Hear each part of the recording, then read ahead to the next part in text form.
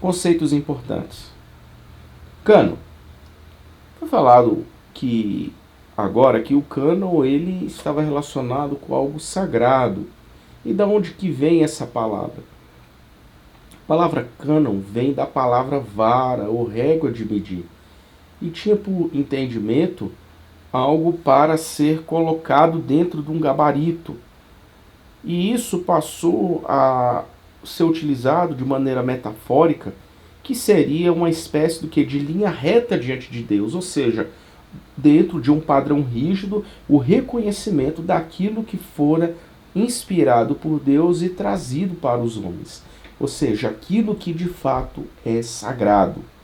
É uma palavra grega, não é uma palavra hebraica, deixe-se bem claro, e que quando falarmos de cânon estamos nos referindo dos livros sobre os livros sagrados.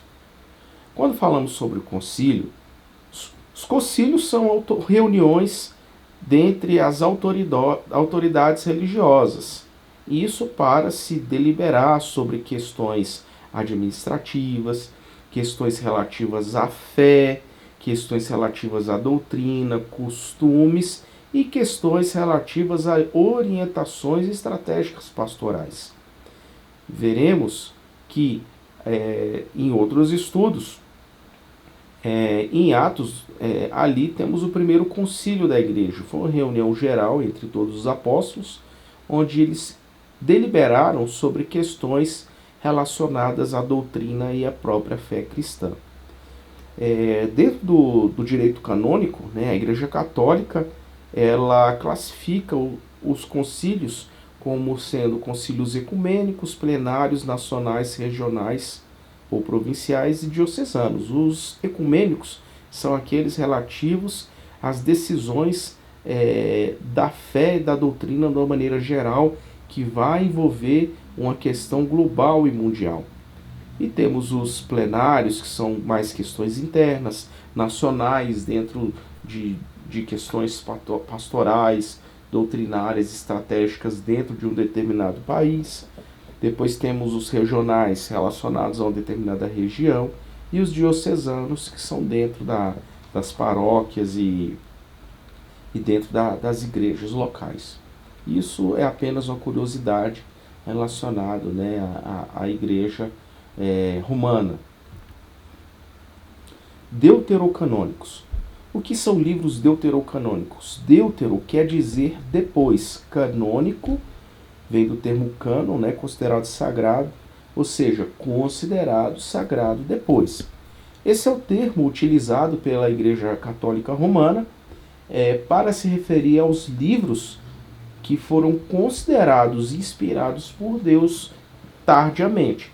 No caso, os livros no Concílio de Trento, por volta de 1500, que eles reconheceram alguns livros antes não considerados como sagrados.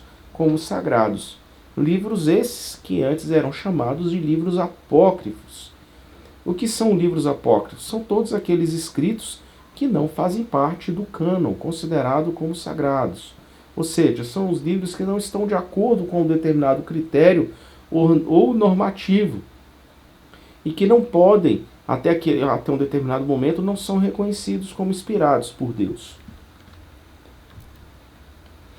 Quando olhamos para a história da igreja, aqui nós colocamos o link aqui dos concílios papais, temos aqui diversos concílios que foram realizados desde o ano 61, em Atos 15, temos o concílio de Nicéia, 325, de Constantinopla, em 381, Éfeso, 431, e o mais recente, temos aí o concílio do Vaticano II, de 1958. Quem quiser saber mais sobre os concílios e as suas atas, pode conferir aqui no papalenciclicals.net. E é importante falarmos que os concílios ecumênicos acima são da Igreja Católica Romana. Porém, temos concílios também regionais das outras igrejas, como, por exemplo, os concílios da Igreja Etíope, que temos aí o concílio de Hipona e temos o concílio de Cartago, certo? Esses concílios são importantes porque veremos mais à frente, principalmente na aula 2 ou talvez aula 3, como que se deu a formação da igreja. Então, a primeira igreja formada foi a igreja em Jerusalém. Muitas pessoas foram se convertendo. Uma das primeiras igrejas se deu pela conversão de pessoas da Etiópia, né?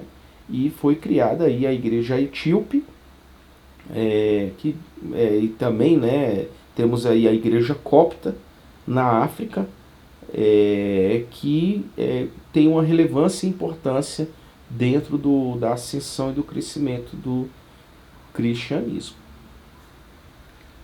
E também temos o concílio regional da Igreja Romana, que é o concílio de 382, que é o concílio sobre os livros bíblicos aceitos pela igreja local e autoridade papal. Isso em 382, ou seja, mais de 300 anos depois de Cristo. A gente fala assim, 300 anos, a gente pensa que é pouco, mas se nós nos remetermos ao passado, nós estamos aí em 2023, se pensarmos aí em 1723, por exemplo, é difícil a gente conseguir ter informações precisas em termos de lembrança ou tradição oral do que se fazia, do que fora decidido há mais de 300 anos atrás. É uma diferença de tempo muito considerável.